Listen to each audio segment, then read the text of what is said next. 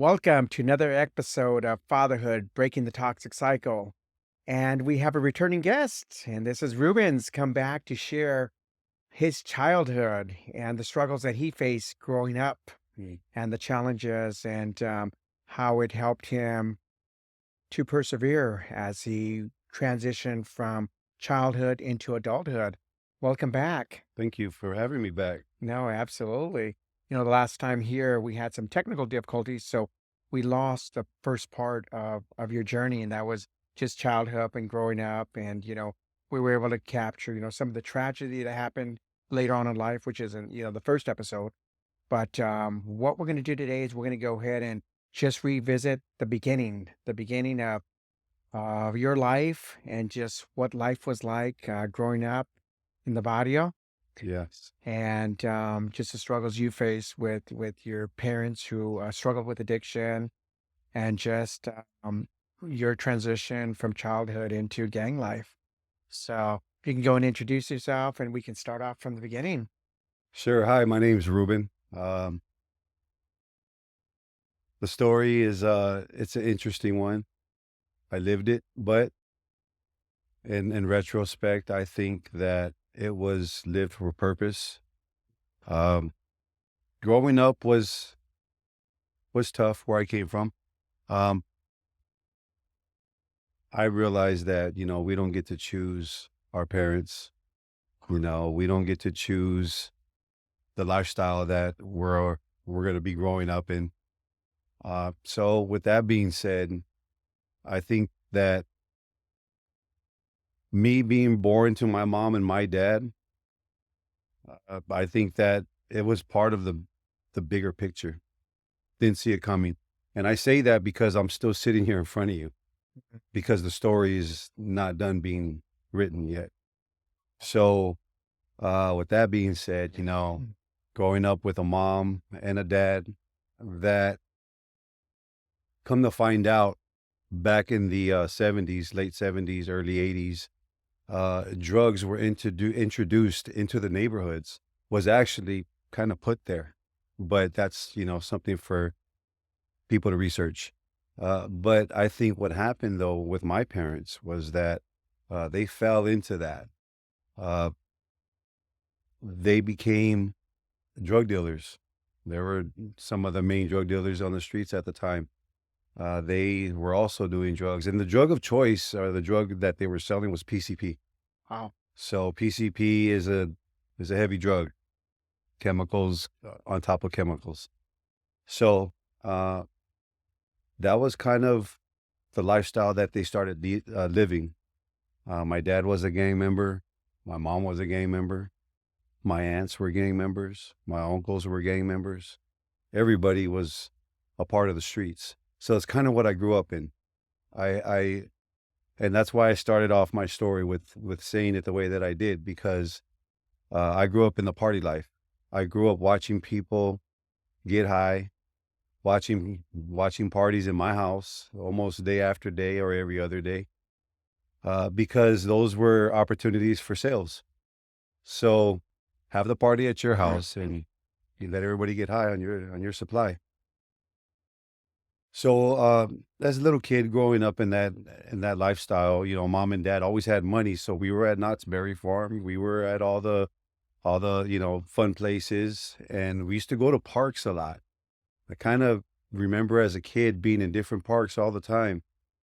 It didn't dawn on me until I got older why we were at the public parks, because that's where all the drug deals took place.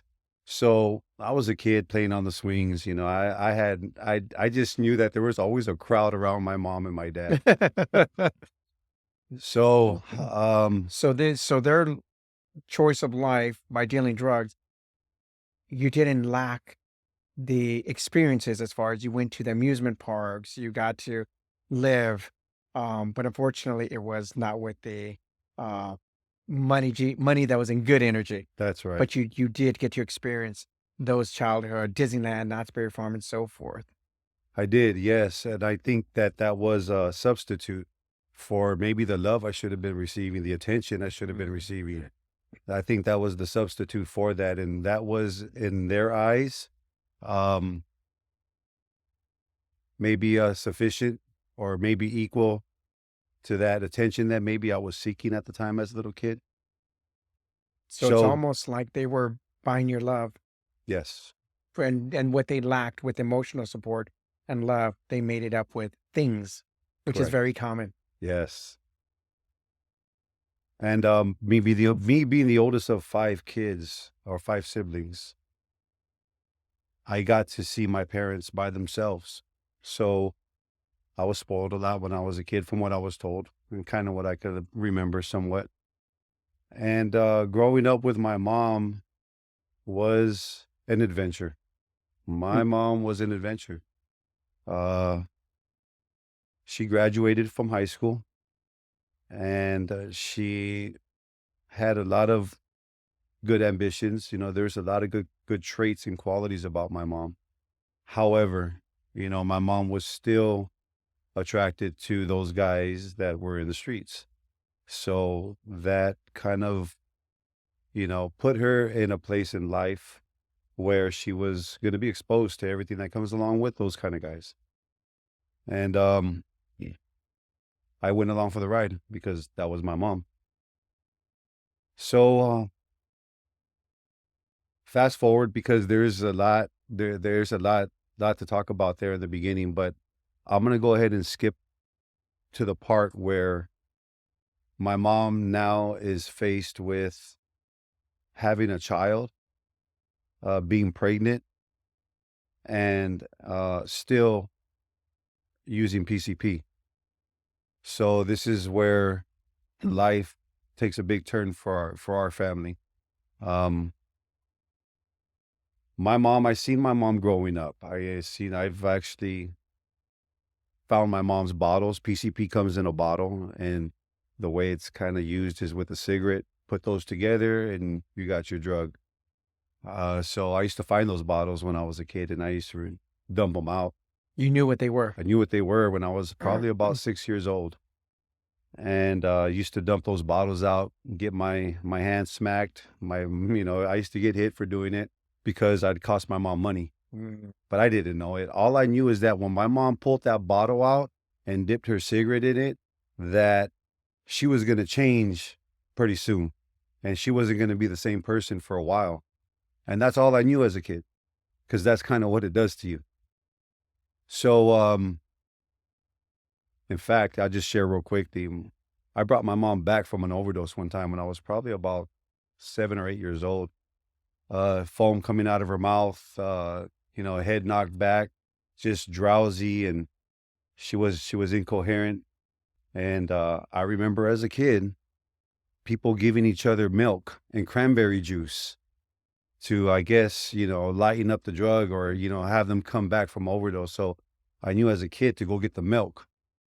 And I remember one time getting milk, and I'm pouring milk into my mom's mouth, and she's not drinking it, and the milk's just pouring out the side of her face. But some milk must have got in there because I remember sitting there just quiet, just crying quietly and just waiting for her to come back around. And when she did, I remember when she opened her eyes, she was scared, and then she hugged me real tight because she knew I was the one that brought her back.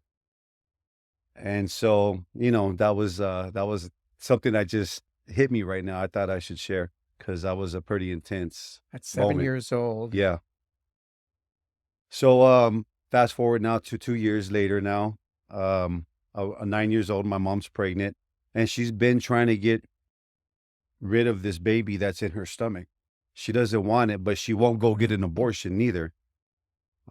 So she was getting high, and I'd watch her get her stomach and put her stomach over the rail, just almost trying to abort it herself while she was high on PCP. Um, I seen her do some things like that, and now comes the day where the baby has to be born, and that's my little brother. And so he's born with PCP in the system. He's a drug baby, and there's all kind of things wrong with him. CPS gets involved, of course, and at the time I was 9 years old, just became class president. I thought that, to me, I'll never forget that because that was the very next day of me being class president, and I think my 4th grade class, maybe 3rd or 4th, uh, a police officer comes in to the classroom with a social worker. Before you hit that, I just need to go back and say, so even with everything going on in your household, you still managed to become class president. I didn't realize that, but yes, I was. Wow.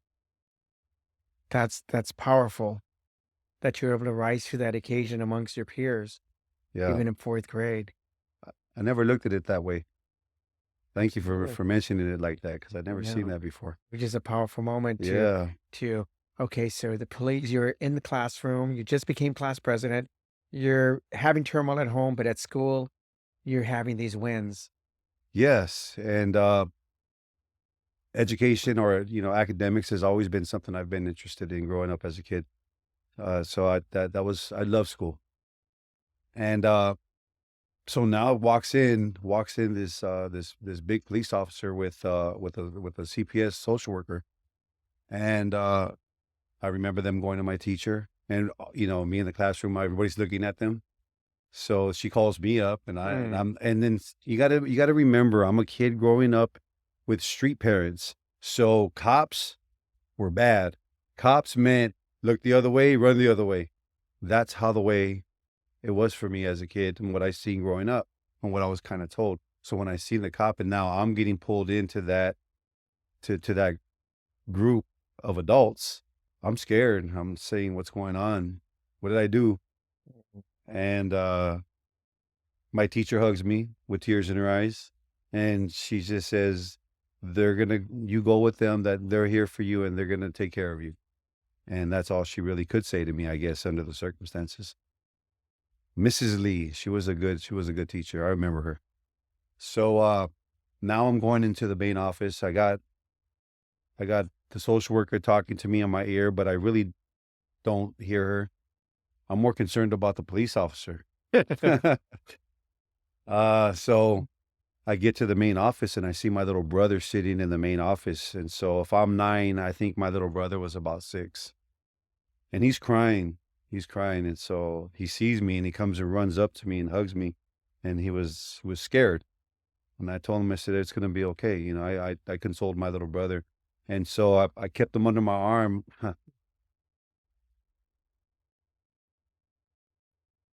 So um after consoling my little brother, that's when the social worker tells us that we're not gonna be going home from school that day. And she also explained that we were gonna be going back to the house and that we were gonna be picking up my other 2 siblings that were in the house. So, I was probably in shock because I didn't cry right away. I remember and I wasn't crying. Probably didn't know how. Probably was detached emotionally. So we go back and as we're going down the driveway, I see my mom hogtied on the floor. So if those that don't understand what hogtie is hands behind your back, legs behind your back, and you're strapped, just hogtied. And she was kicking and screaming, and I can see that there was 2 other police officers there, and both had my other 2 siblings in their hands. And I'm sitting in the back of the police car. I'm not letting they're not letting me and my brother out. And so um after they put us all into the car, I get my other brothers and I'm consoling everybody. Still to this point, I haven't showed any emotion yet. And so now at this point, it's just being strong for my siblings, just being strong for them. So I figured if I showed that I was tough, that they would toughen up a little bit. And so now we have to go drop everybody off. So we leave the scene of my mom. We leave the driveway with my mom hogtied and cops standing around her. And now we have to get dropped off in different foster homes. And so they dropped off my little brother, they dropped off my sister, my second brother together.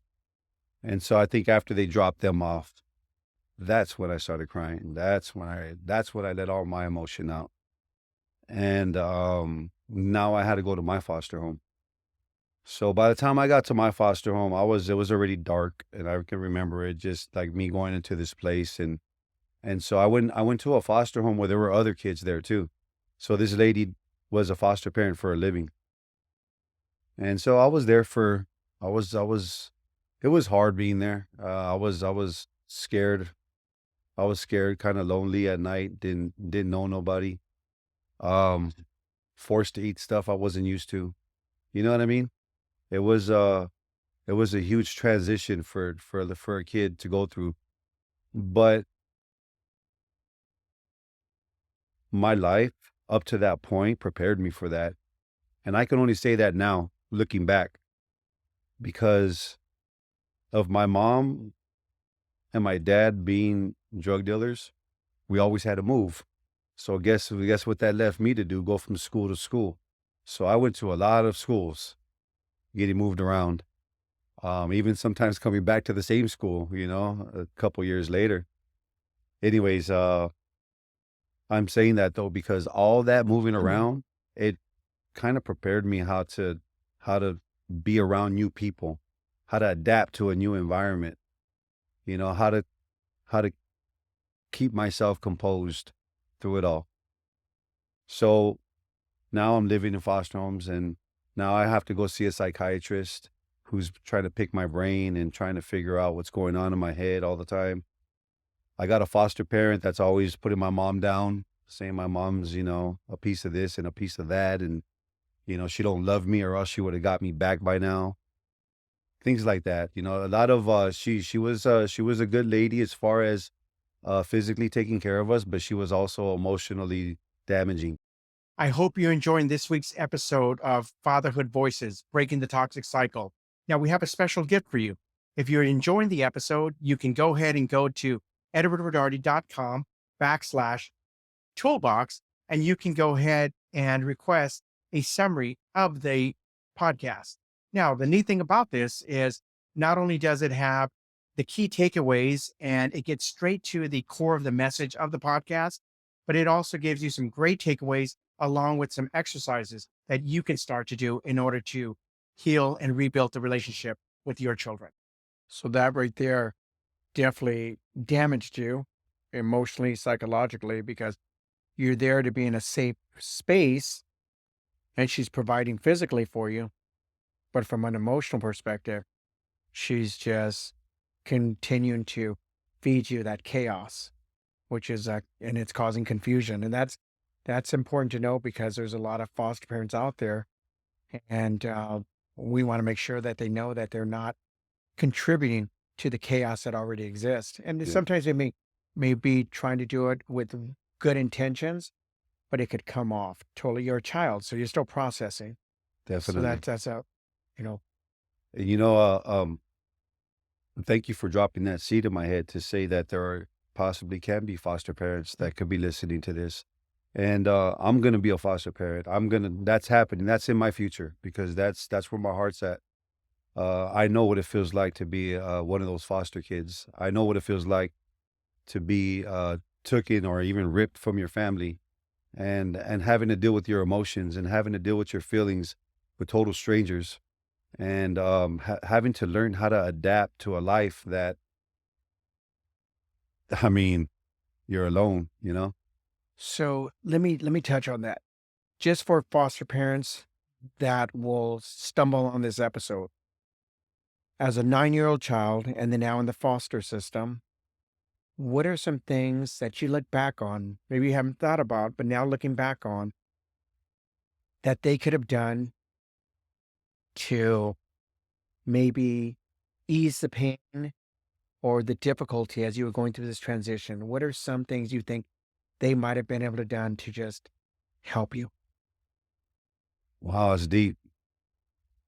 The first thing that came to mind when you said that was, I think when a child is taken from their parents, I think no matter how old they are, they understand that something's not right.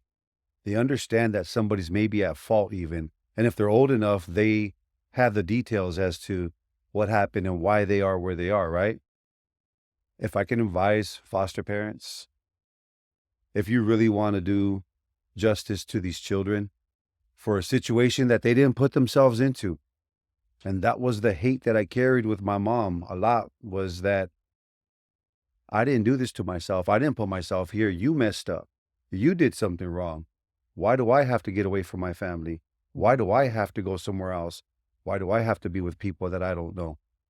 So I'm dealing with those underlying anger issues as I'm going through the foster system as well. Right. So for foster parents, what I, want to say is that a child already knows why they're there.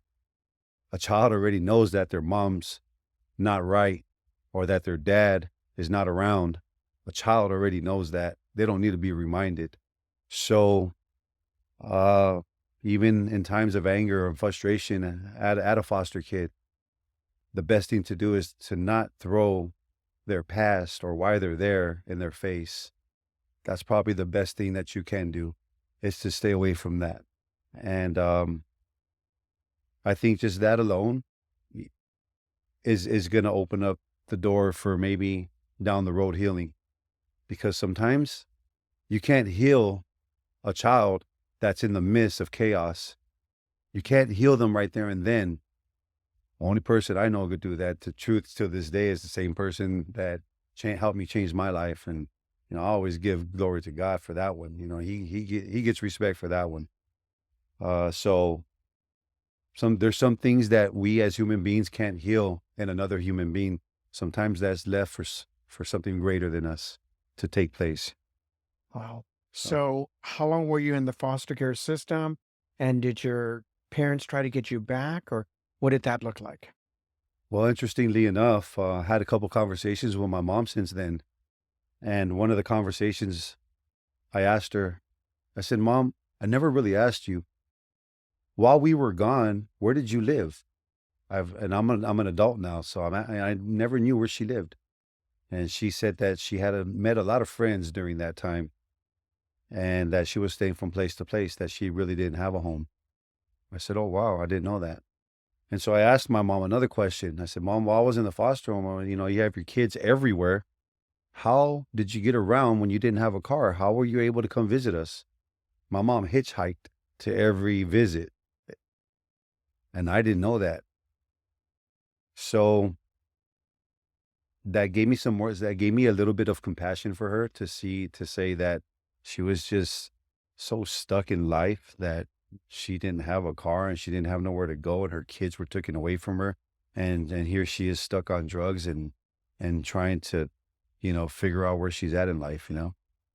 So, even though the system took her children from her, and even though she was messed up with the drugs and the street life, she still had that motherly instinct to go and visit her children. Yeah. That's powerful.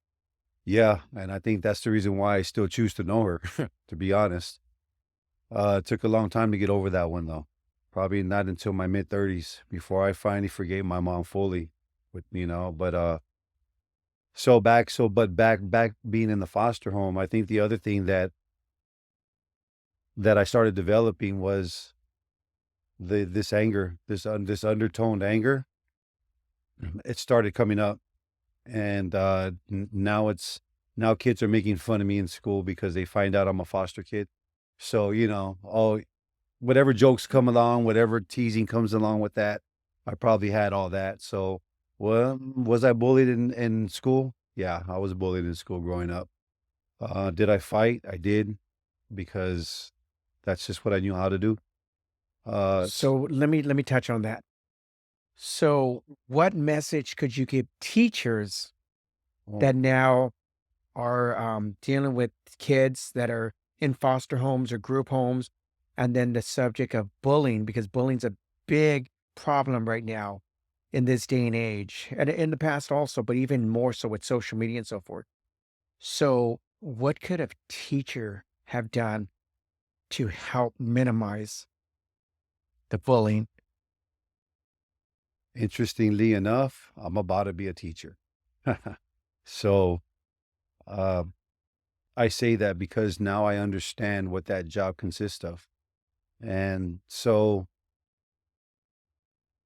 I think from that perspective right now, when, if I'm gonna give some kind of advice on in that area, I would say if you know that your student, one of your students is a foster kid, uh, me personally, I would I would acknowledge to them that I know, so that there's no elephant in the room with this child.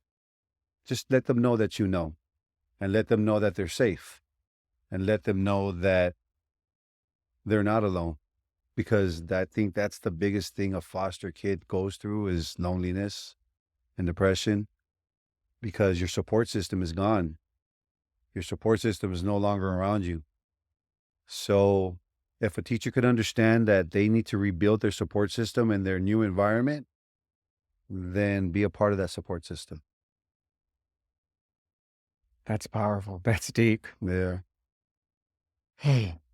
So now So you're in the foster care system, and how long yes. did that last? Well, 3 years, and that was the first home, and I was there probably the majority of the time.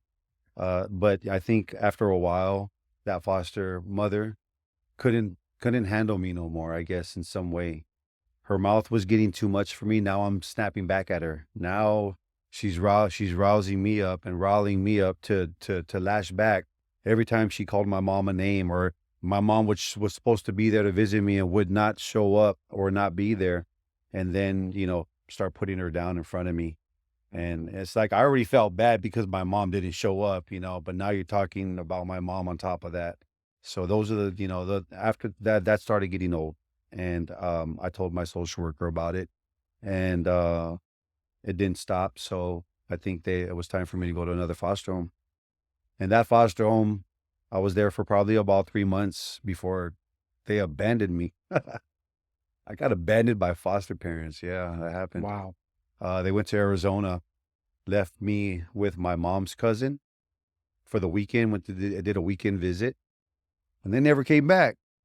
Went to Wow. Arizona, They never literally came back. abandoned They you. literally abandoned me. They never came back. So my mom's cousin was kind of like pressured to foster me for a little bit, but I don't know if my mom thought just because they were family that she can now come around whenever she wants, and Mm, so what she was doing was she was showing up, and I was happy that she would show up, but now she's showing up, and she's showing up high. mm. She's showing up on PCP. And so I'm like, I didn't, at that point, I was just hating my mom. I just had no respect for her. Didn't care. And I think it started showing. My dress started changing. Started putting on those street clothes. Started talking differently, getting more influenced by the streets, because I think that was my outlet. That was my outlet for all the anger I had inside. So yeah, they gave me up, and they said, "Well, we can't keep him here no more." So that was my third foster home. So now my social worker says, "We're going to put you in a boys' home. And after a boys' home, you're going to go to McLaren Hall, which is juvenile hall, kind of bad kids." And at the time, I'm 11 years old. So you could do whatever you want to me at this point. I'm already I'm already broken inside. Everything's broken. Guards are up. So I ended up going to the boys' home, and I was in the boys' home from 11, almost 11, just gonna about to turn 12 when my mom finally gets us back, right before I was gonna go to group homes. So there's a thing when you're a foster kid, you know how that system works. You go from the foster homes to the boys' homes, and then you go to the group homes. And then after that, they release you into the world, you know? So, Let me ask you a question. yeah. So the bullying was started because you were a foster kid, Hmm. and then you started seeking out a negative influence. So the gangs, the street life. Yeah. Was that because you were bullied? What drew you to that? I know, of course, it's come from the street life, so it was your comfort. It was all you knew. But what caused that connection that you're like, it was it, I don't want to be bullied anymore, so I'm gonna go and link up with the people that aren't getting bullied, or how did that happen? We started that transition.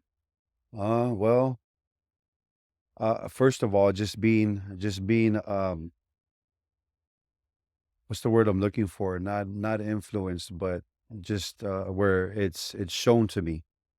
This lifestyle has been shown to me since I was a kid.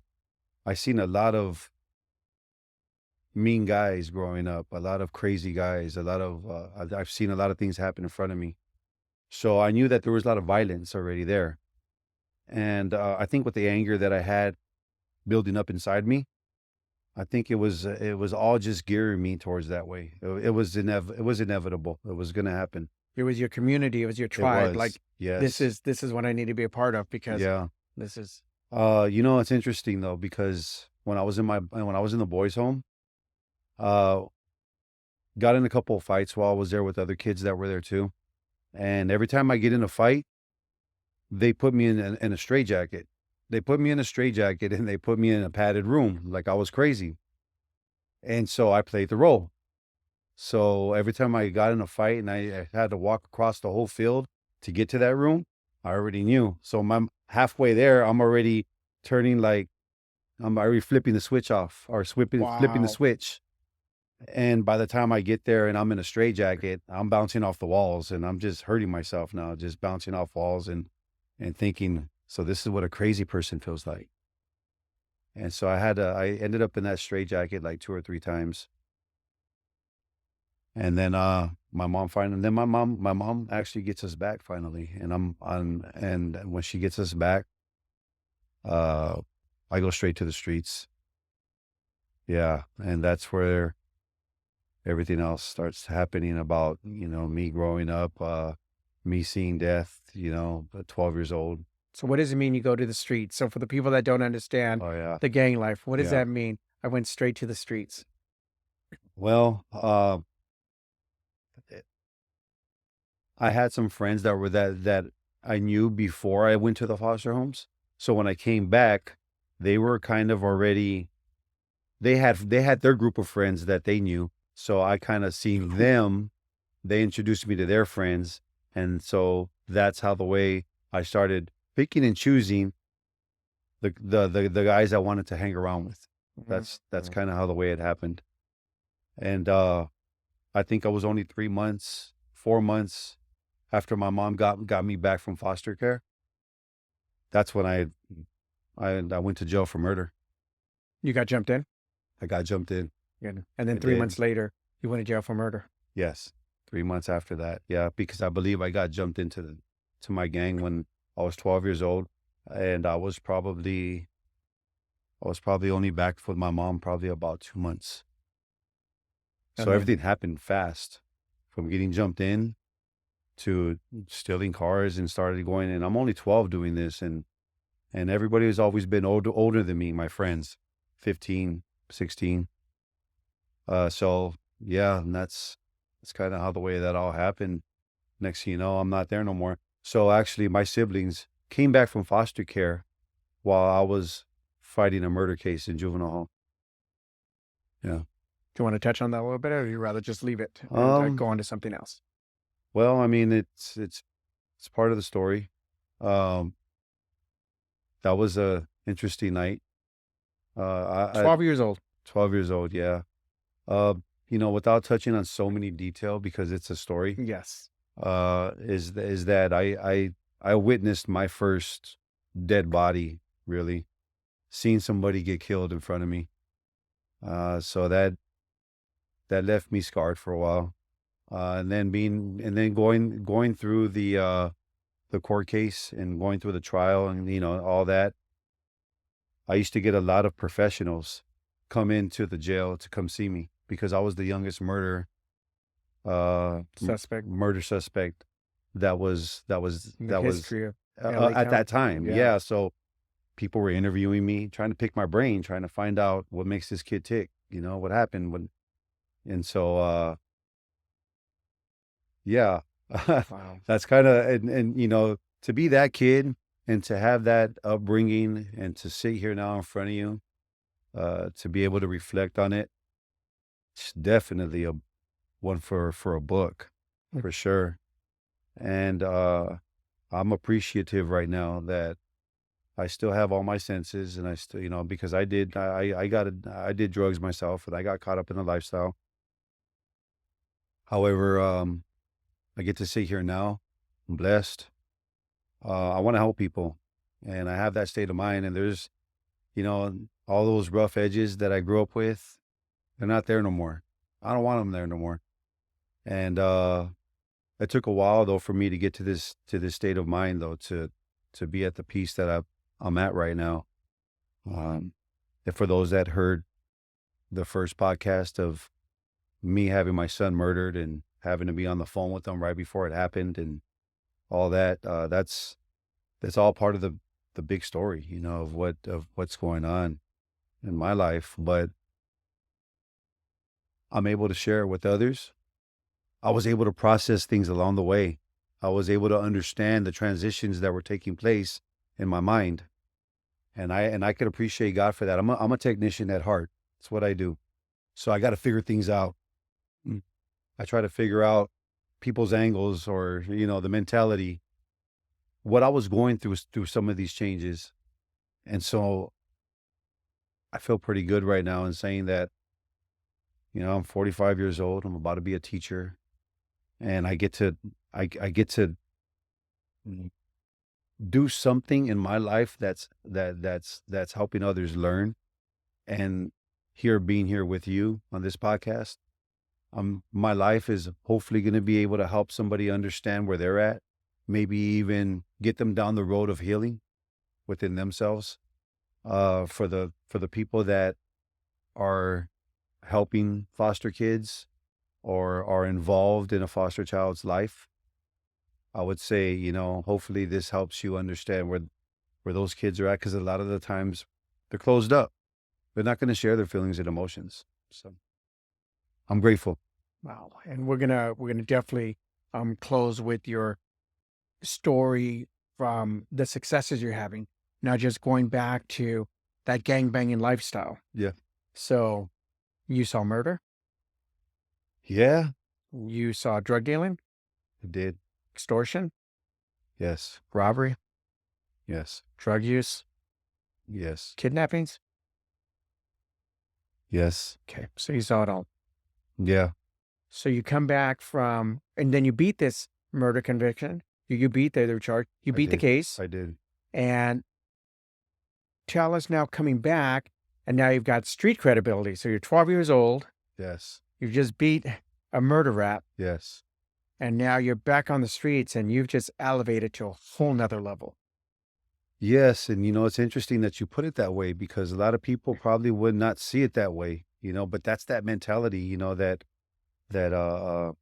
only certain people can grab from that kind of a story, only because, maybe you're familiar or, maybe kind of been there yourself. But yes, that's what it was. And, the way I beat that murder case was simply because my my best friend at the time, my homeboy, he came into my trial, and he pretty much told them that I had nothing to do with it. Told the truth is what he did. And by telling the truth, that's what set me free. The truth set me free, Should set you because free. that's what it was. Him telling the truth. And we didn't know, my lawyers didn't know if he was going to do that or not. But he had already taken a plea bargain. And so after he took his plea bargain, now my trial comes along, and so I come back into the courtroom, and I see my mom crying, my dad crying, everybody, my lawyer looks, his eyes are wide open and he's excited. And so I'm telling my lawyer what's going on. He's telling me to stay quiet. So after it's all said and done, he tells me they just dropped the murder case, and they just dropped everything that was associated with that murder case, which is all the time I was looking at. I was looking at 25 to life, and I was 12. So I really thought I was going to go do prison time. But you know what? Real quick, I'll touch on that, because that was at 11 years old when I told you I was in the boy zone, and I was going through that stage in my life. I came up with a plan, and the plan was I had to do something strong enough to get myself to prison, so I can go get with a certain group of guys that called the shots in the prisons and on the streets.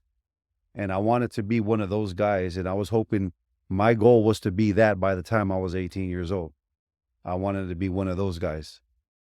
And I was definitely going down that road, and I was making my way there. But that all came from the environment that I grew up in. So yeah, interesting, huh? And you still had, so even as a young child, you crafted these goals, maybe not in the what society expects, but you already had a plan. You wanted to be the CEO of this prison gang, Yeah, of this organization, where other kids are looking to be police officers and correct. doctors and firefighters. You were like, well, if this is the cards that life has handed me, then I've got this plan in place. I've got to go ahead and make the movidas in order to get Yes, to that next level. And then from such a young age, the likelihood is it probably would have happened because you're so young, you're going to be able to put in the work in order to elevate it to that place of power and authority at a young age. yes, Wow. yes. So I'm glad though. I'm glad that my life took the turns that it took. I'm still fortunate that I was able to meet a lot of good people along the way. I don't knock anybody. I don't even knock my life for the way that it went, only because of where I'm at today and the gratitude that I have. Just I get to reflect on a lot of memories, a lot of different stories, a lot of different events, and just they make me that much more grateful to be here today. So facing 25 years to life and you beat the case, you're let back out onto the streets. You still didn't have your awakening with, that wasn't enough. Usually people would be scared straight at that point because their life is over. So you get out, but you continue on this path for the next couple of years. So I'm curious to find out a little bit more about that and then when you finally had your awakening. Oh wow, yeah. Um, well, coming out. My goodness, when I got out, like you said, it was that high. It was a high that I came out to, because there was a sense of I beat this murder case. Everybody's gonna look at me differently and treat me differently, and so I started carrying myself in that place, in that character, and that's where I had found myself in junior high school, just being praised by a lot of other little gang members around me. And it was a good feeling at the time, because all I knew up to that point was hurt, destruction, abandonment, pain. So now I'm getting recognized. Now people are looking at me in admiration, or, looking at me like, oh, this guy is cool. So all that did really was fuel me. The ego, The ego, the ego. there's power, Oh my there's goodness. girls. Yes. All that came along. And so at being a kid, I still, and I'll be transparent. I was still probably even a virgin, getting out from doing time and being that rough guy. So needless to say that when I got out, I wasn't that no more, Hmm. but uh this is why that lifestyle was so glamorous to me, because it almost felt like it gave me gifts. For every bad thing that I was doing, people were recognizing it, liking it, or saying how cool it was, or you know, uh, just being that person. It did something to me, and it made me crave it more. So all the bad things that I caught myself doing and being a part of, it was all fueled from when I was younger, trying to get that acceptance again, that being put on a pedestal, or being made to feel something more than what I really was. Yeah. So you're 16 now Yes. and you have a girlfriend? Or was Yes. it? So well, so actually, I was 13, because Okay, now there. I'm 14, and I met Andrew's mom, my oldest son, Okay. and she was in a girls' home going to junior high. Mm. So when I found out she was in a girls' home, that just attracted me to her, only because she was just as broken as I was. So the broken seek the broken. Yep. And I didn't know it then, but I'm learning that now, that frequencies and vibrations, That's something to look into, because it lets me know why I have certain relationships with certain people now, or people that I did, and why I was attracting certain people in my life. Mm. Now the people that I'm attracting in my life these years, a lot different, because of that energy, that wavelength, or that wave, that vibration. But um, I just lost train of thought. No, that's okay. So you Sorry. meet her, you meet Andrew's Oh mom, yeah, her. and so now you start this wild love affair. You came from group home, she came from Yes, group home. There's a lot of there similarities, a is. lot of Yes, chaos and gang life, and yes, because she's in a gang too, yeah. and so Same gang. different gangs. Did they get along? It was an East LA gang But they that get along? we actually did get along with their Okay, gang. Yeah, we because did. sometimes they don't get along and it Yeah, causes that's true. conflict. Yeah, that's So, true. But no, we did get along. And so what happened was she ends up running away from her not her foster, from her girls' home, the home that she was in. So I tell my mom that she's out in the street. So my mom lets her come and live with us. And I'm 14 and she's 15. And so, you just got to put us together for about a week or two, and she got pregnant. Yeah. wow, So I got her pregnant when I was 14. wow. And my son Andrew, he was born on my 15th birthday. Oh, okay, so I we have to revisit the story again Yeah. of a It's okay. Go ahead. Guide me. couple months ago before your son's born in December, and I want you to take us to that night a couple months before, and where tragedy happened for your best friend.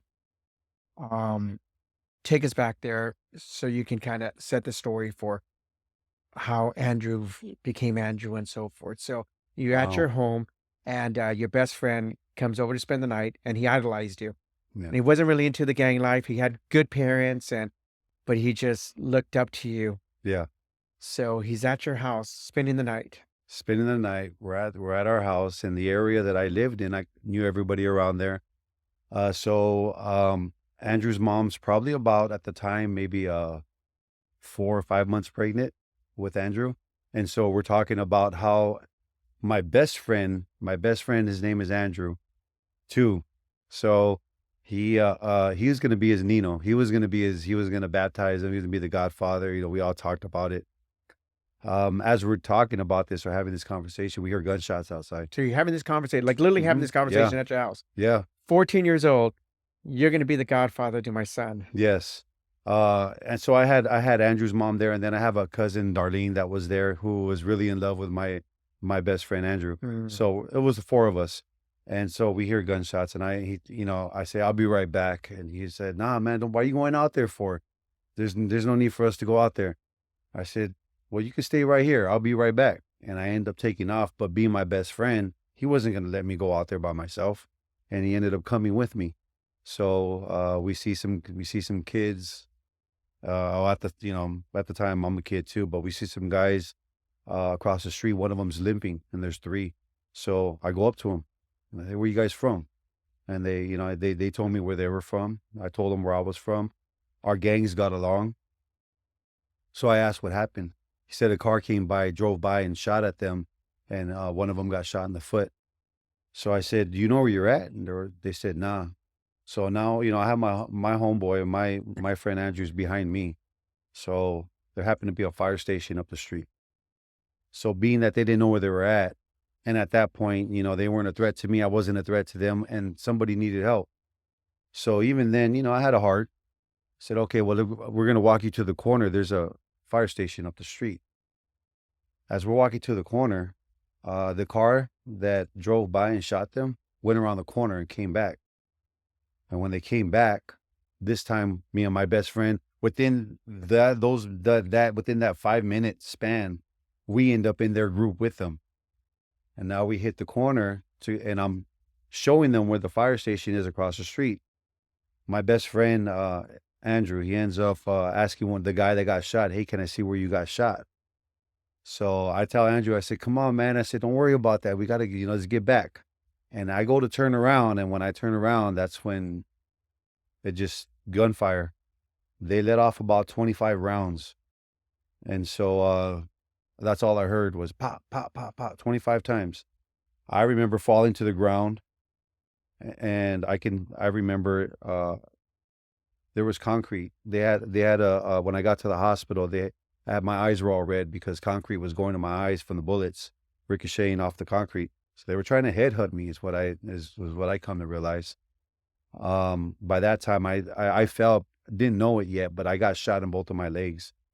And so that's why, and I tried to stand up. That's why I knew I got shot, because I couldn't stand up. My adrenaline didn't even let me feel the pain yet. I look over my shoulder and see on the floor, and I see my best friend in a fetal position, and he's holding his face, and one of the guys are over him, and he tells me, "Hey man, your best he's not good, man.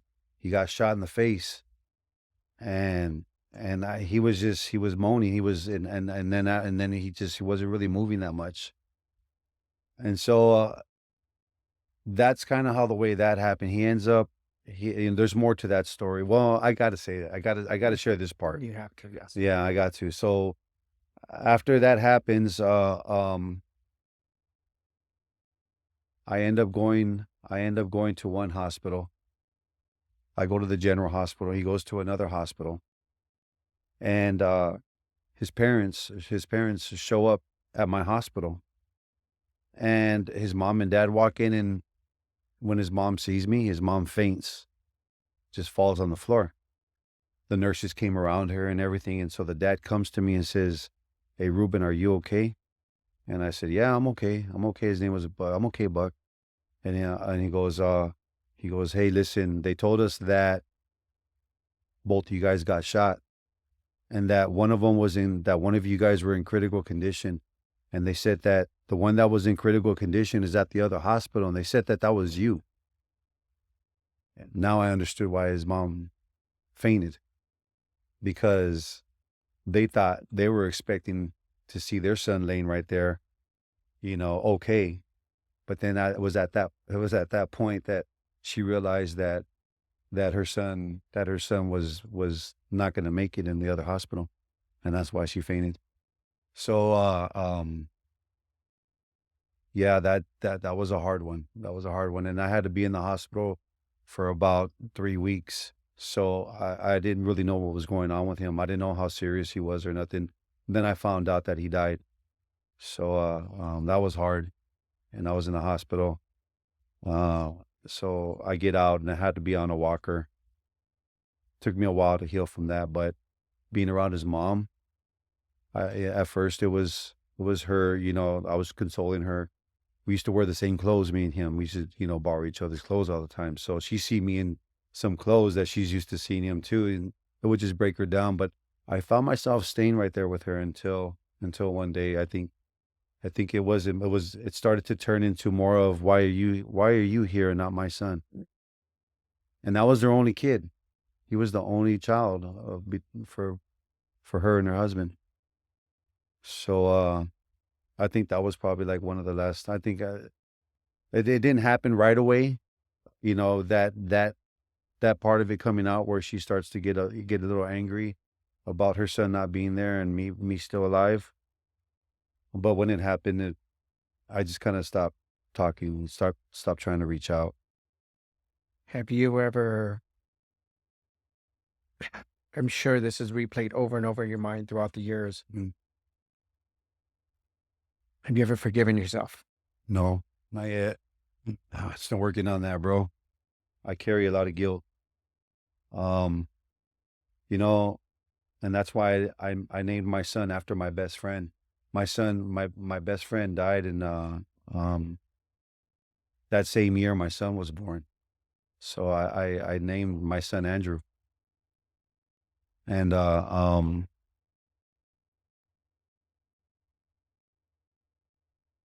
yeah. So I carry the guilt of having my friend die that night. I carry that guilt. And then when my son died, my son Andrew, when he died, you know, I carry that guilt too. Because, hmm, wow. Um, I feel like I let them both into a lifestyle that was that was my destiny.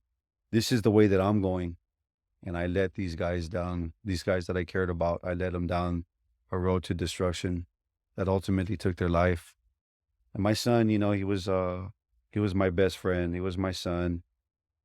He was my brother because I was 15.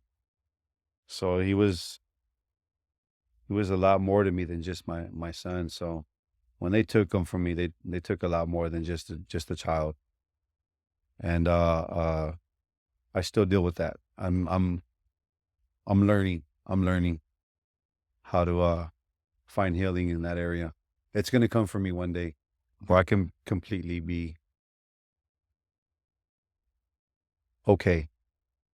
So, but right now, I got good people around me. I got a good support system, and I think with that alone, uh, I'm gonna make it. I'm gonna make it. But not only am I just gonna make it, but the people around me are gonna make it.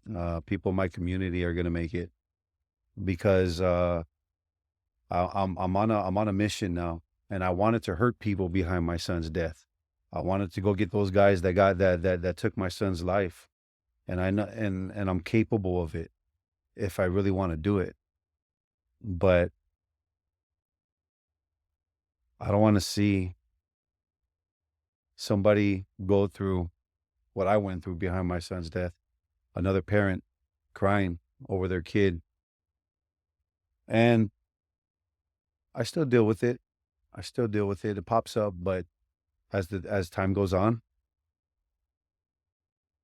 I'm looking now to get that energy and put that energy somewhere else. So now that I'm starting my business and on top of being a teacher, I got my business going, and now I got my logo that I'm going to put together. And my logo is going to be my son.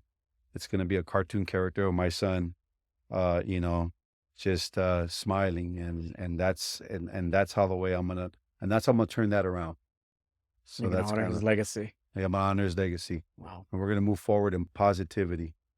And I want to go to that moment when you went to go seek revenge because it's a powerful story. Oh, yeah. And then we're going to go back to where the change happened. So you're in a fit of rage because not only your son, but your homeboy has just lost his life. Yes. And you know who did it because you know where it happened at. So, and then also you're angry not only at the people that did it, but you're angry at the neighborhood because they should have protected him. Yes. And so you're going out seeking justice, but every time it's just not connecting. They see you, Yes. you're trying to do it in stealth, but it's not happening. So go through that story because the power of him coming to you is something that Yeah. is- Yeah, that was powerful, bro. That was a powerful moment when it happened. Um, so much so that it changed my whole direction. But my son got murdered on December 21st, 2020, just 4 days before Christmas. We had just had our birthday. Our birthday's December 6th, and we share the same birthday, so we had just shared our birthday. And so when he calls me that night and tells me that he's stuck and that these guys are looking at him and all this,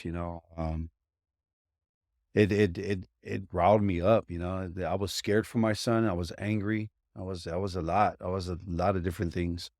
But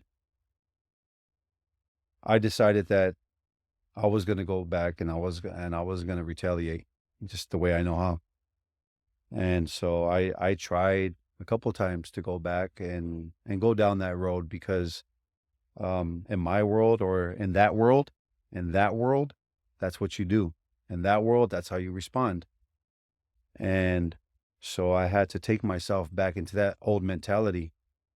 I had to pull that guy out that I put away. I put him in a cage and I had to, and I was getting ready to let that guy out because of my actions. Now, did I ever let that guy out? I think if I would have, I wouldn't be right here talking to you if I completely let that guy out. I would have followed through on everything that was supposed to happen. I probably would have got my life taken, or I would have probably been gone for life. One of the two was going to happen. so you caged that animal inside of you for Yes. about 20, 25 years. And then now tragedy happens and your life was good. You were like, so traveling the world. You had started your career with, and now you're having to go back and revisit this person you put in a cage at an early age. Yeah. And now he's coming back to surface to Yeah. administer street justice. Yes. Yeah. Wow. The way you say it is, it makes me think. But that was the reality of it though. That's what was going on. And so this last time I went 3 different times, but this last time, I had people in sight. I already knew what I was gonna do, and the presence that ended up bringing themselves there at the right time. I say it now at the right time because it stopped me, and of course that was the authorities passing by, and I'm thinking, well, I'm not gonna do this right in front of them, and it forced me to redirect myself basically. And when I redirected myself, I remember crying because up to that point, I still nobody hadn't done nothing for him. I'm trying to, and I can't even get to it, but that's not my destiny. And I come to realize that because as I'm driving back, I hear my son. I kind of hear my son in my real distinctly. I mean, a voice, an inner voice though, that basically was saying to me, and that was my son because I remember him saying to me, Dad, don't do this. Don't do if you spill blood, if you spill anybody's blood behind my death, you're gonna damn the both of us. And I had I and I've always with my son growing up felt like he was our birthdays being on the same day, just everything we're connected spiritually a, a lot more closer than I think what people know. And even what I probably even knew. So he is a part of me. There's something that's special there. And when I heard that, the love for my son and the love, because if I had time, I would tell you what I think about what happened that night and why my son's spirit got saved, why my son's spirit was spared. Because I believe, I believe a certain thing took place in that spirit world that night. So when I heard that, on top of what I already had, whatever belief I had and what took place spiritually that night, I said, okay, you know what? This is real because we're connected. And you know what, mijo? If I follow through on this and you're right, okay, then you know what? For you, just because it's like I'm just believing this inner voice. And was that inner voice that made me say, okay, all right, this is not the way to do it. And I had to force myself to leave it alone. And I still got people right now saying, we're just waiting for you. We're waiting for you to say something, what you want to do. And I haven't said nothing. And I really believe it's because there's really nothing I want nobody to do. And you've struggled with the challenges of it and still, Definitely. and there's been a roller coaster of a ride of just coping with it because I honestly feel that when we have the ability to control life, which everybody does, but when you are in that state Yeah. that you can take a life with no regard, there's more of a struggle because you know the capacity of what you're capable of. Yeah. Versus someone that says, "Oh, I want to hurt you," and you think about it, but you know you won't follow through. But when you know you can follow through Yeah. and you will go through with it, it hurts more. Yeah. It's more damaging. I think it's more psychologically damaging and traumatizing because you know at any minute you could do it, but just holding back and not doing it, it's a mind fuck. Yeah. And I think honestly it's more painful because I've been there with you Wow. and I know how much of a struggle that is to know that someone's taken your child and hurt you and you know you can administer justice, but now you're holding back that rage inside. How do you Man. cope with that? Well, bro, just hearing you say that right now, you just put like I got this thing in my chest right now because man, your words are powerful and and the way that you just put that, at least in my ears, because man, that's exactly how the way a person feels inside, bro. And that's exactly what I was going through. And keep in mind that I still have other boys. I still have other boys, and I got so lost in my oldest son's death that I had to let my other kids know that, I would have done I would be doing the same thing for you. So don't judge me about what I'm doing. Don't try to stop me. For those that were seeing what I was doing, my boys, the ones that were seeing what I was doing, they were trying to talk me out of it, or they would try to say something. And but they knew that they really couldn't say nothing to me. But that night that my son spoke to me, and I felt that, and that was real strong. I think it allowed me to be it allowed me to release a little bit, just to be a dad again to my other boys, because I lost that. I lost my position as a guide, as a coach, as everything that I was to them. Wow. Yeah. What advice would you offer fathers that are going through this? Because this happens Yeah. every day in society. And someone that's gone through what you're going through, experienced the loss of a son through gang violence, Yes. or any tragedy to lose your son, but especially gang violence or being murdered. What advice would you offer them now, looking back in retrospect?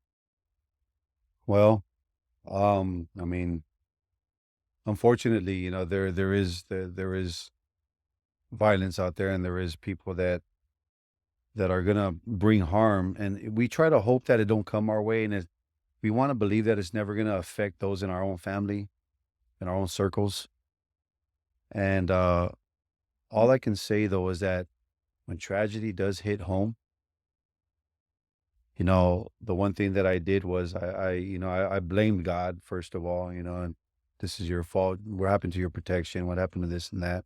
But then, that turned around real quick, because I'm looking at, lifestyles and choices, because that's kind of how the way we put ourselves in situations, right? So with all that being said, I think that for the father that has a son right now that is struggling with the streets, that's struggling with drugs, that's struggling with his identity, and you're dad, and you're looking at him, and you want to try to help him, and you don't even have the words to say, you don't know how to approach him. I would say at some point you just gotta let go of your own fear and your own insecurities and your own hangups as a man, and you almost got to get in touch with your feminine side, even to break down the wall that doesn't allow you to ask your son those questions, that is going to take him from the state of mind that he's in and bring him into a better one. That's probably the best way that I can put that. Powerful. As we start to wrap up this segment, I just want to revisit two last things. The first thing is that moment when your son's born and now you have custody of him, and now you're a gangster Yeah. with a baby bottle Yeah. and a diaper in two separate pockets, probably a gun or knife in your back pocket. Probably. And that moment where you just had this awakening that this life wasn't for me anymore. Yeah, and that was probably about the time that I was about 16 years old. So the reason why I even got my son back, and I'm always going to give glory where glory is supposed to be given. I give credit to God for that one. Because, when I got touched in church, when and again, this falls into the other story that we had discussed on the first episode. But when I got saved again, that was a feeling I never felt before. Never felt the presence I felt, never felt the release that I felt. And I wanted to know what that was. So how old were you? And then what happened? So you're at church. Yes. You're 15, 16? 16. Okay, 16. Yes. So the one thing that your parents always did is they always took you to church. Yes. So even with this chaotic life, you always went to church on Sundays. I would like to say that I always went to Okay. church on Sundays, but I always knew that there was church, and I would try to make it depending on where my life was at that time. So, for the most part, though, God has and church has been a part of my life, here and there, being brought up by my mom, who was a Christian. So, um, So you go to church one day, it's just yes, another another day of going to day. church, I just think I must have accepted Jesus in my heart about 100 times by then, okay. and so it was always the same thing. I just go back to doing what I was doing. We have outreaches that will come to our neighborhood. So hey, meet me around the corner. I'll say that sinner's prayer with you. Don't worry. And I go do it, come back and start getting high or drinking, doing what I was doing. This wasn't one of those days. This day was different. This day, my mom tells me, thank God I just got out of camp. I just did time. I was 16. And so I go to church, and I'm supposed to go to my neighborhood later on that week, but I go to church. And when I go to church, that's when the transformation takes place. And from that point on, I called my homeboys and was like, hey, I miss you guys. I But wanted wait, to, describe oh, that moment. Describe that moment. yeah. So you're in church, and all of a sudden, what happens? So I'm praying, I'm saying the sinner's prayer, and I'm just, I'm saying this prayer that they're telling me to say, and I'm just trying to hurry up and get done with it. And then as I'm saying this prayer, just out of the blue, all of a sudden I just get this chill through my whole body, head to toe. And then all the thoughts of abandonment, growing up as a kid, all the hurts, all the pains, all those things, all those emotional things, they started coming to mind. And then it was almost like that feeling of being hugged by a parent, you know? It was like a spiritual hug by the Holy Spirit. That's the best way I could describe it. And he didn't let go of me. It was a hug that didn't let go. That's why I kept on crying. That's why I couldn't stop crying. Even when I tried to stop, couldn't stop. And I come to find that out later, but at the time I didn't know what was going on. But I wanted to find out what that was. And that's the reason why I started going to church and trying to understand who God was. So you're crying in church. Church ends. You're Church still ends. crying. Yeah. Your dad comes and has a talk with you. You're trying to Yeah. figure out what this is. Yeah. So we go out in the back actually after that, the church ends, and we go in the back, and me and my dad smoke a cigarette in the back. Hey, Pop, what was that? He said, hey, mijo, that was the Holy Spirit. I said, well, how come? And I'm talking to my dad, and I'm still like that, talking to him. And this is, time already went by. And he was like, I'd never seen it like that before, though, because I've seen the Holy Spirit touch people, but not like that. And I was like, man, and so I think it was because my dad was there, and he wasn't there for a lot of my life. My dad was my homeboy. He wasn't my dad. He showed me how to run the streets. He showed me how to be tough. He showed me how to talk, how to carry myself in certain situations around certain people. And it was my dad's advice that kept me alive throughout the years, to be honest. And on his deathbed, he apologized for saying, "Tell me, I'm sorry. I could have been a better dad to you. I showed you all the wrong things." I said, "Nah, what do you mean, Pop?" I said, "It's because of everything that you told me. You kept me alive, and now I could be a dad to my kids." I said, "So, I appreciate you for that." But yeah, anyways, little side note. So no, powerful. So you now the Holy Ghost touches you Yes, and you distance yourself from the streets. I did. Yeah, So and you just stop showing up. I did. A year, And 2 years? probably about a year. And Okay. that was a long time, actually. In that world, that's a long time. And I was scared. I could say it now. At the time I was scared because I didn't know what was going to happen. You get checked for things like that. Getting checked means that you get jumped, and how long, however long they want, And it could lead whatever to it death. is, and it can lead to death. And I've seen it. I've seen it. And so I was scared about it. You go ahead and now you follow this religious path for the next year. Mhm. And then one day the pastor does something that changes your world because now you're on the righteous path. You don't want to have anything to do with the gang life anymore. And then what happens is the ego of the pastor steps in because of something you did, Yeah, and that shifted your world. it did. Well, I was the youngest disciple in the church at the time. So, we go on outreaches. I go pray for houses, things like that, and so I got real close to my pastor to the point where he was able to speak into my life, and I gave him permission to. And one day, he I go to church, and I have a girlfriend with me that I had met at the high school, and so I brought her to church with me, and I apparently he didn't like her, but I did. And so he tells me, "Hey, Ruben, uh, you know that girl that you came to church with? I don't want to see her here no more." And I said, "Well, I don't understand." And he was like, "That's not nobody that I want hanging around with you while you're discipling with me." And so I looked at him and I pretty much told him, I said, "Well, if that's the case, then I guess I don't need to be here no more." And so kind of that day I walked away. I think I walked away from church that day. That day I did walk away from church, and I remember sitting there in the back at the on a chair, kind of with my hands and with my face in my palms, and just and crying, telling God, "Hey, I'm sorry. I'm gonna walk away now, forgive me, but I'm done, you know." And then I ended up going back to my neighborhood. So the pastor, where church is supposed to be a place that accepts all, Yeah.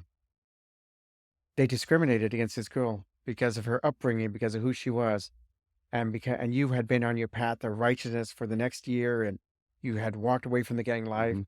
and that triggered you now. Like, I don't need this. Yeah. So that happens a lot where is with pastors and in churches and stuff. They say they welcome all, but a lot of times churches can be very cliquish and they can be very discriminatory. And I'm sorry, I just have to put it out there that they are, because some of the biggest cliques that do happen, and it's not a popular topic, but it happens in the churches. It's a very cliquish, and sometimes you're in the group, sometimes you're not. So this now caused you to walk away, not realizing that relationship was with God, not with the pastor or with that church, but you walk away and now you go back to the neighborhood Yes. and now you got to get checked. Oh yeah. How did that look?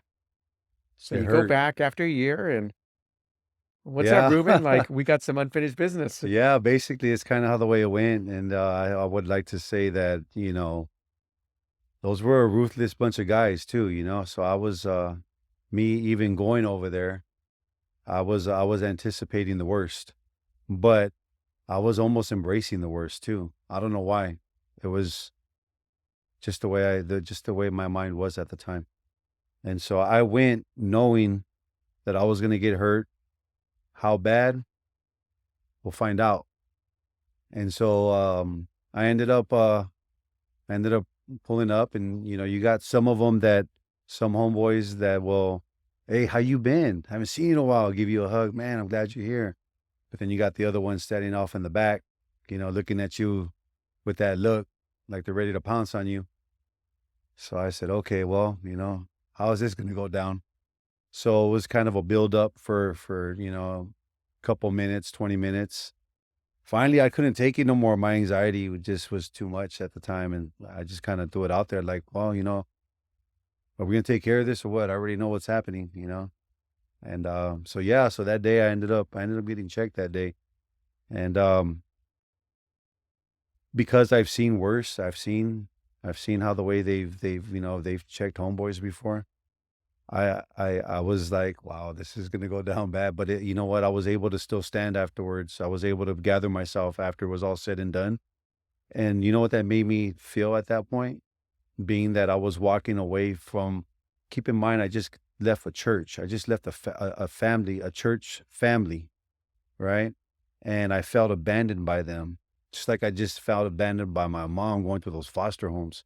So now I'm back in my neighborhood again with my other family.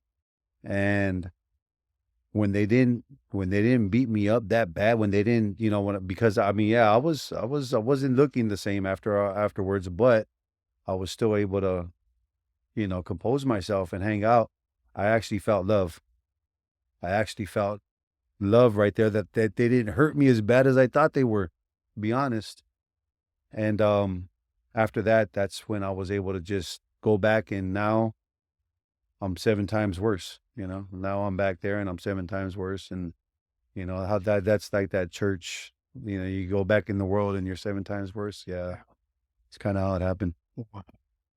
And as we start to bring this story to a close, your son's born, Yes. and then you realize this isn't for me anymore. And you learned how to love, you learned how to be a parent through a home economics class at I school. did. Yes. You learned how to love, you learned how to change a diaper, I did, yeah, you learned how to care for your baby because you had custody of it. yeah. ROP Tell us, class. ROP class, which now you're Now I'm an teaching at the ROP ROP teacher. teacher. Yeah, Full circle, you're giving back. that's right. So bring us to close with that moment of when you decided that the love of your son, you had more love for your son than you did for the gang and for you. Yeah, you know, for those that are really in that lifestyle, for those that grew up in that lifestyle or, you know, like that, it's, it is a family. I mean, it is a family. It's a dysfunctional one, you know, but it's considered a family. And, I say that because, you know, with my son growing up as a little kid, I was 15 years old when I had him. And so I wanted my son to be everything that I was. And so, you know, I look back now, I really wanted something. I really didn't know what I wanted for myself, let alone for a little boy. But I knew that there was a change that needed to be made somewhere. I just didn't know how to make it. I didn't know what resources to turn to. I just knew that I needed to make a change somewhere. And it was it was my son, as it was me being a single father, because I was a single father. And it was my son just laying with him night after night, looking at him and saying, I need to do something different. I don't want him in foster homes, because I knew that I was living a lifestyle. If my mom can get me taken away, I can get my son taken away and put in foster homes. So I didn't want that for him. And so I was trying to figure out how to do it. And I just, you know, I really didn't know how, but that's the part again where I have to give God credit for for those times in my life, for sure. So the streets that embraced not only you, but embraced your son, That's right. were Those were his also aunts and this, uncles. and that's the streets that took him also. Yeah, unfortunately. Yeah. What closing thoughts could you share with parents that are struggling with children that are stuck in that gang life, or things you could have done, maybe looking in retrospect, maybe things you could have done differently?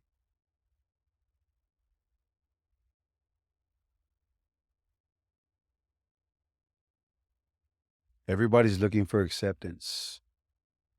Everybody's looking for family. Um,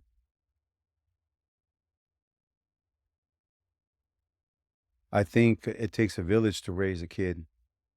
So therefore, I say as a community that is pulled together and that wants to see a change. I think that right there is where it's going to start. And at that point, you get the right minds together and the right support system that can bring change. All it really takes is just is faith and knowing that this is a movement. Healing is a movement. This is a movement that's taking place right now. There's a healing that's going on. And I want to be a part of that healing. I want to be a part of that movement. And it can come in different ways. You're doing it right now through this conversation, through your podcast. And there's people out there right now in the in the city councils that can help out There's mayors out there right now that want answers to help heal their communities. It's going to take people like-minded that want change. That's what it's going to take. Is there one thing you could have told your son to shift his mindset Goodness, that's away deep, from the kind bro. life? That's deep. Yeah. Because there's a lot of parents out there struggling. I would have told my son. I would have told my son not to worry about what anybody thinks. Don't worry about what they think. You worry about what you need to do. You worry about what matters to you. I could have said a lot of things to him that night, and I just didn't think he was gonna die. So I go back on that night to that's why that was a Yeah. hard question for me, because I've replayed that, like, what could I have said to him? What could I have done? And yeah, things happened the way that they did, but Were you yeah, trying to get him out? I was. I was trying to get him out of there. I was trying to call people and I was trying to figure out, but it just all happened so fast. And so my only thing was to just try to get down there myself to get him out of the situation. What about, were you trying to get him out of that lifestyle? Yes, I had the opportunity to move to Hawaii. I lived in Hawaii for a little over a year. I took my son with me. That boy met locals. He looks like a Samoan himself. He met locals and he was thriving out in Hawaii, loved it. And he came back to Cali, and that was his biggest mistake, coming back. But yes, I got my son out of the neighborhood and I told him, I said, look, this is what life's about. Paradise, you know, doing something positive, not having to worry about looking over your shoulder and who's who, carrying that weight with you. It's extra weight you don't need. And I really did try to get him to try to understand life from a different perspective than the street life. But he was just I don't know. I don't know if it was That was his destiny. journey. Yeah, I was gonna say, Stubborn. I don't want to call it destiny, because, but I don't know. I don't know what this is.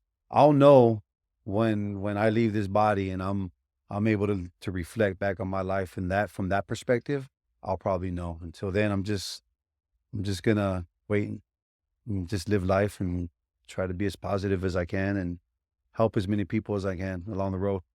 I think the one, as we bring this to a wrap now, the one thing that you did say was you got him out of that environment. I did. And maybe that's something that other parents can explore as a possibility of getting them out of that environment. That could be another state, that could be another country, because then they start to envision life Yes. for what it truly is. Maybe Yes. he just didn't have enough time there to fully take in the beauty that life has to offer because he's young and he's still processing. But that's probably a takeaway, is to take your son or daughter out of that environment and allow the change to happen. Hmm. You know what? That's gonna help a lot of people right there. And you know what? Sometimes as parents, though, think about it though. It's hard for somebody to just to pick up and move. And I think that's why a lot of the kids get stuck in between the cracks, because they can't just get up and move into another place. They gotta almost stay there. Their life's there. And for those that can get up and move and get your child out of a situation, or away from a group of kids that leading them down that road, if you could afford to do it, it's worth doing it.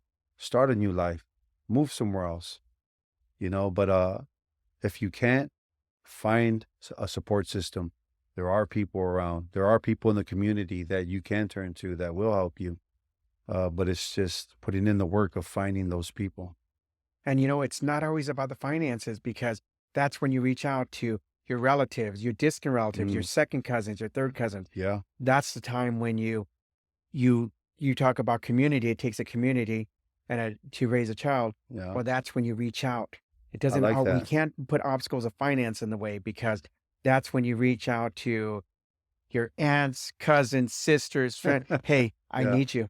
I need that's you. right. And you send them. You ship them out. So, Wow. wow. Yeah. Well, Thank you so much. Like I said, this has been another powerful episode of fatherhood, breaking the toxic cycle. And we had a chance to revisit Ruben's childhood in foster care, group homes, in the system, and his story of resilience as he struggled with not only gang life, but also having a child of his own and then watching the cycle repeat itself. Mhm.